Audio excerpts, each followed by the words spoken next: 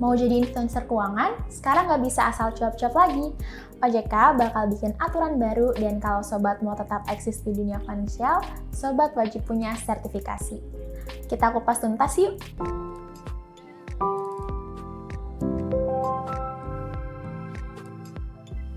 Sobat pasti pernah kan lagi nyari informasi seputar investasi di sosial media, ada influencer yang kasih tips-tips tentang berinvestasi.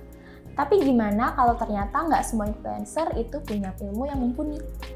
Nah, supaya makin kredibel dan bisa dipercaya, nanti bakal ada aturan baru dari OJK.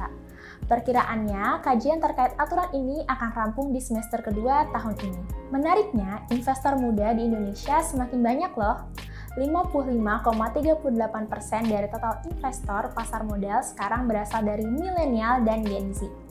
Dan sejak 2019 ada lebih dari 40 influencer yang bergabung dalam program edukasi pasar modal. Tapi, makin banyak influencer bukan berarti semua informasinya benar. Makanya, OJK bakal menerapkan regulasi supaya edukasi keuangan nggak asal-asalan.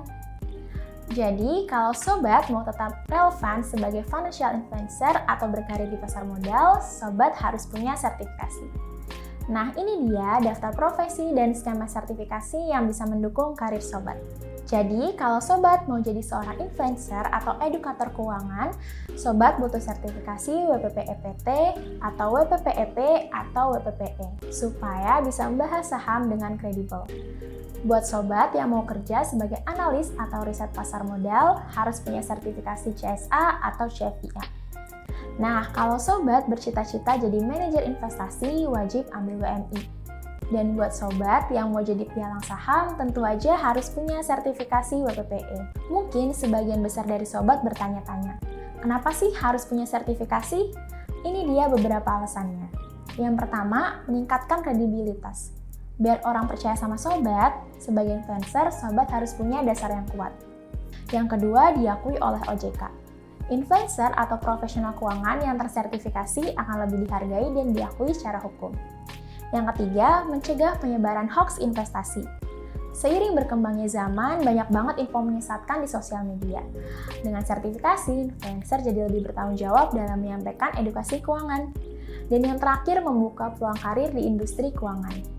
Punya sertifikasi itu ibarat kayak paspor buat naik level di dunia keuangan.